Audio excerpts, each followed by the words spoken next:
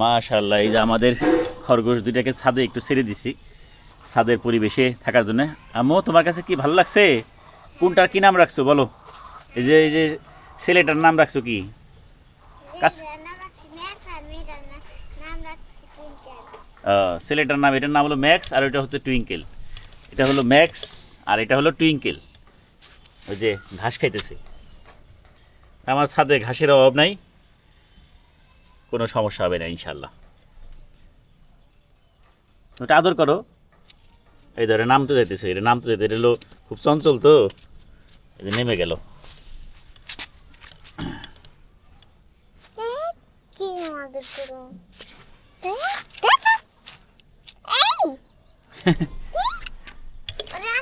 কই গেল? কোন দিকে গেল? এই এই এই যে তুমি এইদিকে ওঠো, এই যে এদিকে।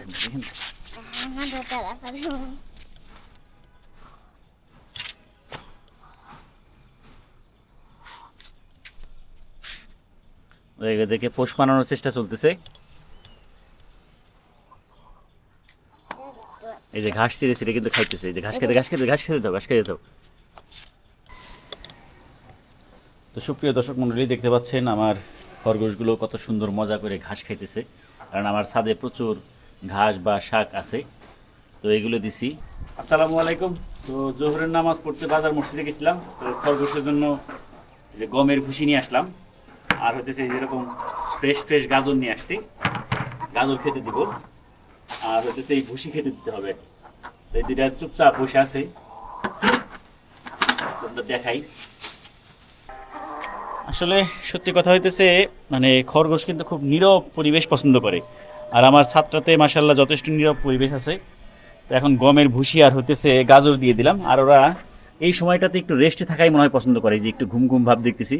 আমি গতকালকেও রাত্রে দেখছি যে সন্ধ্যার দিকে বা রাত্রের দিকে খাওয়া দাওয়া বেশি করতে দেখছি। তো দেখা যাক, এই যে এখানেও দিলাম খাবার, পানিও দেওয়া আছে পর্যাপ্ত পরিমাণে।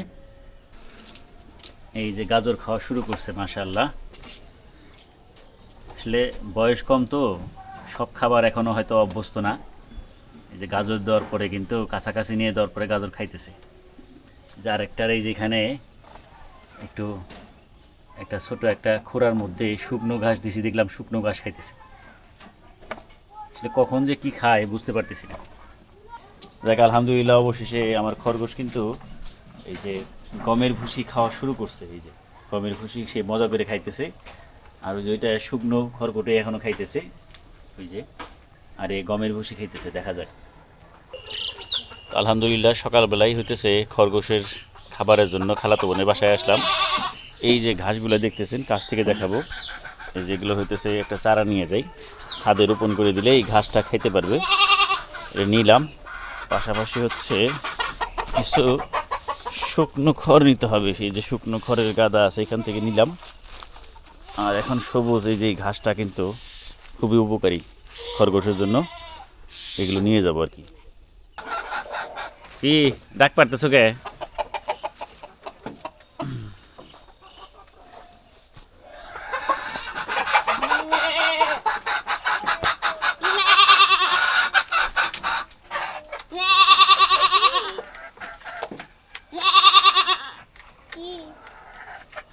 এই যে আমার খরগোশের বাচ্চার জন্য খালাতো বোনের বাসা থেকে এই যে খড়, এই যে এটা হলো নেপিয়ার ঘাস বলা হয়, এটা নিয়ে আসছি। কয়েকটা খাইতে দিব। পাশাপাশি হচ্ছে এই ঘাস এই যে রোপণ করার জন্য নিয়ে আসছি। এগুলো মাটিতে গেড়ে দিলেই এখান থেকে কিন্তু এই যে নতুন করে কোয়া বের হইতেছে। এই একটা নিয়ে আসলাম, এই যে একটা, আরও একটা আছে সম্ভবত। এই যে এগুলো খরগোশ যেহেতু ঘাস পছন্দ করে ওদের জন্য নিয়ে আসলাম। আর কিছু শুকনো খড়ও নিয়ে আসছি, এখন ওদেরকে দেই। এই রাতের বেলায় যত খাবার দিছি সব দেখি খাওয়া শেষ মাশাআল্লাহ। তো খরগোশের ব্যাপারে যে জিনিসটা জানতে পারলাম আপনাদের সাথে একটু শেয়ার করি, সেটা হলো খরগোশ কিন্তু দিনের থেকে রাত্রেবেলায় খাবার দাবার খাওয়া পছন্দ করে বেশি। তো এইটাও খুলি, তোমাকেও কিছু দিয়ে দিই।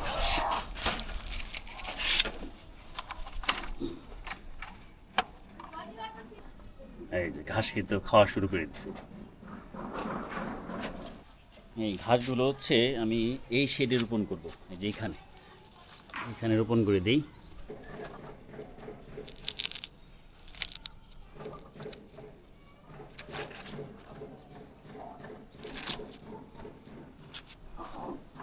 এই যে 3টা ঘাসের ডাল কিন্তু এখানে রোপণ করে দিলাম। এই যে আর মাশাআল্লাহ এখানে কিন্তু দেখেন স্ট্রবেরি এবার বড় হয় না খুব একটা।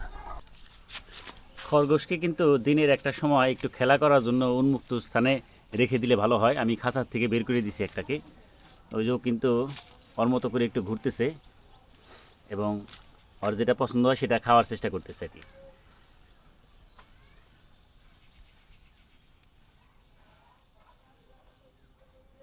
প্রাকৃতিক পরিবেশে খরগোশ আসলে খুব সুন্দর লাগে, মাশাআল্লাহ।